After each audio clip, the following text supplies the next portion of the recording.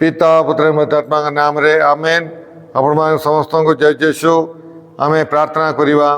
नमस्ते मरिया निग्रह पूर्ण प्रभु तुम्हारी संगे नारायण मतरे तुम्हें धन्य एवं धन्य तुम्हारा प्रफुल्ल जीशु। ओय परमेश्वर माता पुण्य मरिया अंबे माने पापी अम्बान निमंते वर्तमान अम्बान मरण समय निवेदन कर। कृष्णघाटे मोर स्नेहर भाई भाई मैंने मुझे समस्त यही दैनिक आहार प्रोग्राम को मु स्वागत जनावि। आज आम जनवरी मास 2 तारिख सुसमाचार को ध्यान करवा। योहन सुसमाचार 1 अध्याय 19 ରୁ 28 पद पर्यंत। जेतबेले यहूदी माने जेरूसलेम याजक लेवीय मान को तांगर निकट को पठाई प्रश्न कले तुम्हें किए? से स्वीकार कले अस्वीकार कले नहीं किंतु स्वीकार कले मु ख्रीष्ट नुहे। से माने प्रश्न कले ताले किए ताले तुम्हें किए? तुम्हें कौन एलियो? से उत्तर देले मु नुहे। तुम्हें कौन सही प्रवक्ता? से उत्तर देले नुहे। तहु से माने तांको कहले तुम्हें किए? आम मानू जो माने प्रेरण करियछंती आमे सेमानंकु की उत्तर देबु? तुम्हें निज विषय रे कौन कहच? से कहले प्रवक्ता जिसिया जेपरी कहचंती मु जनकर कंठस्वर जहाँ मरु प्रांतर रे चित्कार करी कहूची प्रभुंकर पथ सड़क कर। फारिसी माने सेमानंकु प्रेरणा करथिले। सेमाने तांको प्रश्न कले तुम्हें जदि ख्रीष्ट तो एलियो किंबा सही प्रवक्ता नुहे तबे दीक्षास्नान देउच काहेकि? योहन सेमानंकु उत्तर देले मु जलरे दीक्षास्नान देउची किंतु तुम्भमानंकर मथिरे जणे अछंती जहाँको तुम्हें माने जान नहीं। से मो परे आसुचंती किंतु मु तांकर पादुकार बंधन खोलिबार सुधा योग्य नुहे। जॉर्दान अपर पार्श्व बेतनी रे ए समस्त घटला जेउठी योहन जल दीक्षा देउथिले। प्रभुंकर सुसमाचार या प्रभु जीशु ख्रीष्ट तुम्हारा प्रशंसा है। कृष्णघाटे मोर स्नेहर भाई भाई मैंने आपण मान समस्त को मुझे दैनिक आहार प्रोग्राम को मु स्वागत जनावि। आज आम दीक्षागुरु योहन विषय दीक्षागुरु योहन साक्ष्य विषय आम शुणिलु। आज समाचार यहूदी माने याजक एवं लेवीय मान को तुम्हें किए बोली पचारे दीक्षागुरु योहन पाखक पठेले। कारण दीक्षागुरु योहन पाखक बहुत लोक मैंने आसिले। दीक्षागुरु योहन जने प्रवक्ता आउ प्रवक्ता मालाकी परे प्राय 450 वर्ष कौन सी प्रवक्ता इस्राएल रे नथिले। तेणुक जिते दीक्षागुरु योहन आसिले एवं लोक मान शिक्षा देवाई एवं लोक मान ईश्वर पाखक फेराई आने मन परिवर्तन कर अनुताप कर स्वर्गराज रे विश्वास कर ये सब कहीकि लोक मान ईश्वर पाखक आने चेष्टा करते। सतबले बहुत विभिन्न लोक माने समाजर भिन्न भिन्न लोक माने दीक्षागुरु योहन पाखक आसिले एवं से दीक्षा स्नान पाउथिले। तेणुक यही व्यक्ति किए जने प्रवक्ता की बा एलियो आसो बोलिक धारणा थिला। एलियो की यही सब विषय रे पचारिवाई माने सानहेनरी बा यहूदी नेता माने केतेक याजक मानू एवं लेवीय मानू दीक्षागुरु योहन पाखक पठेइथिले। किंतु दीक्षागुरु योहन कहले मु एलियो नुहे, मु जने प्रवक्ता नुहे, मु ख्रीष्ट नुहे। ये प्रकार से तिरस्कार कले एवं शेष से कहले मु जनकर कंठस्वर बोलिकी से कहले मु जनकर कंठस्वर।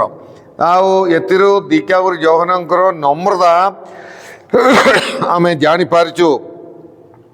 ଆଉ ତେଣୁକରି ଆକା ସେ ଜଣେ ମାନେ ବହୁତ ବଡ଼ ପ୍ରବକ୍ତା।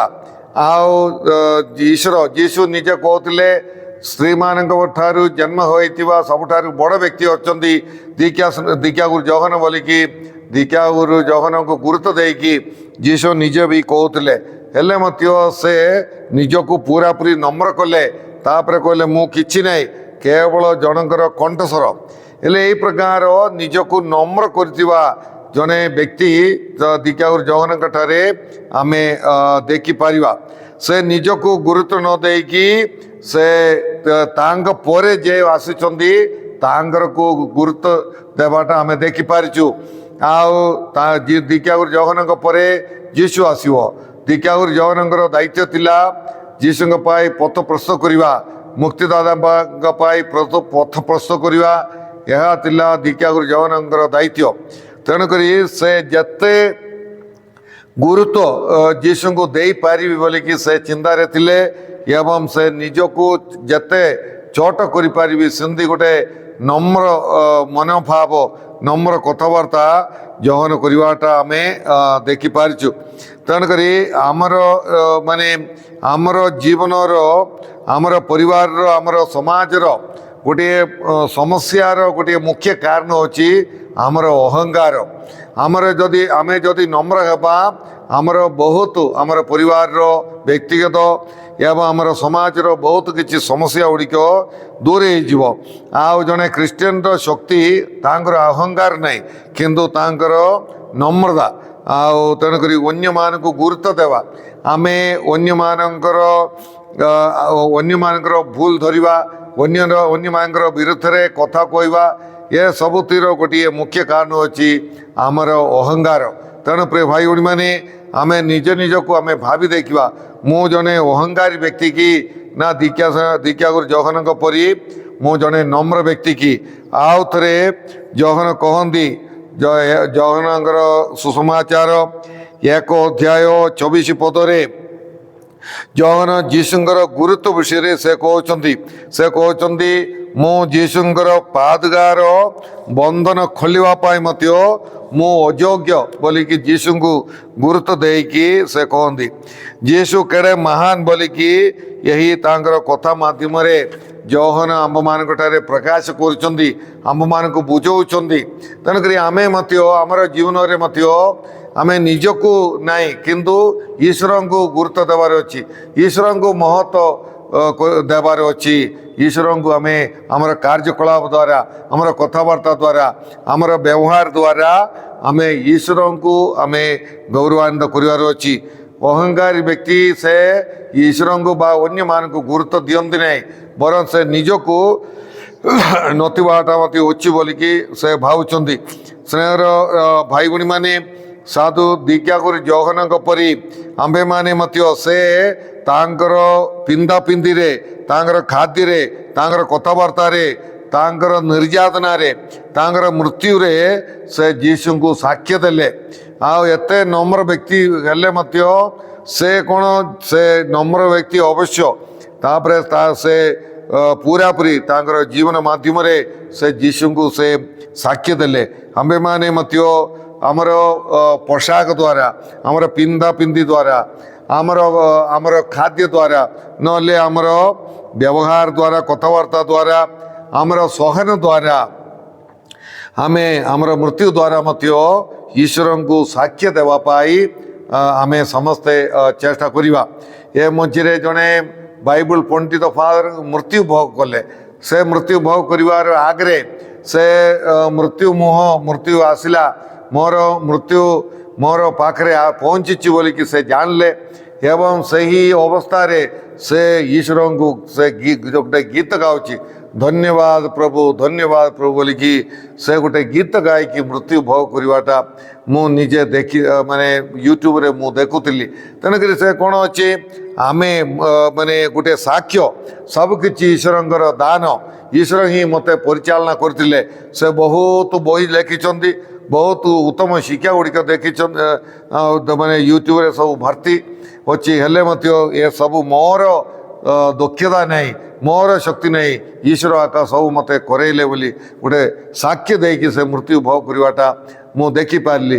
ଆଉ ଏତେ ଭଲ ମରଣ ମୃତ୍ୟୁ ବୋଲିକି ମୃତ୍ୟୁ ମୁହଁରେ ମଧ୍ୟ ଗୀତ ଗାଇ ଗାଇ ମରିବା ଜଣେ ବ୍ୟକ୍ତି କେତେ ମାନେ ଅନିଗ୍ରହର ବିଷୟ ବୋଲିକି ମୁଁ ନିଜେ ଭାବୁଥିଲି। ତେଣୁକରି ମରଣରେ ମଧ୍ୟ ସେ ଫାଦର ସାକ୍ଷ୍ୟ ଦେଇପାରିଲେ। ଆମ୍ଭେମାନେ ମଧ୍ୟ ଆମର ଜୀବନ ଦ୍ୱାରା ମୃତ୍ୟୁ ଦ୍ୱାରା ଆମେ ଈଶ୍ୱରଙ୍କୁ ସାକ୍ଷ୍ୟ ଦେବା ପାଇଁ ଚେଷ୍ଟା କରିବା। ଆମେ ପ୍ରାର୍ଥନା କରିବା, ହେ ପ୍ରଭୁ ପରମେଶ୍ୱର, ଆଜିର ସୁନ୍ଦର ସୁସମାଚାର ପାଇଁ ଆମେ ତୁମକୁ ଧନ୍ୟବାଦ ଦେଉଅଛୁ। ସାଧୁ ଦୀକ୍ଷାଗୁରୁ ଜଗନ୍ନାଥଙ୍କ ପରି ନମ୍ର ବ୍ୟକ୍ତି ହୋଇ ଲୋକମାନଙ୍କୁ ସାକ୍ଷ୍ୟ ଦେବା ପାଇଁ ଏବଂ ତୁମକୁ ଗୁରୁତ୍ୱ ମହତ୍ଵ ସବୁ ଗୁରୁତ୍ୱ ମହତ୍ଵ ତୁମକୁ ପ୍ରଦାନ କରିବା ପାଇଁ ଆମ୍ଭମାନଙ୍କୁ ତୁମେ ସାହାଯ୍ୟ କର।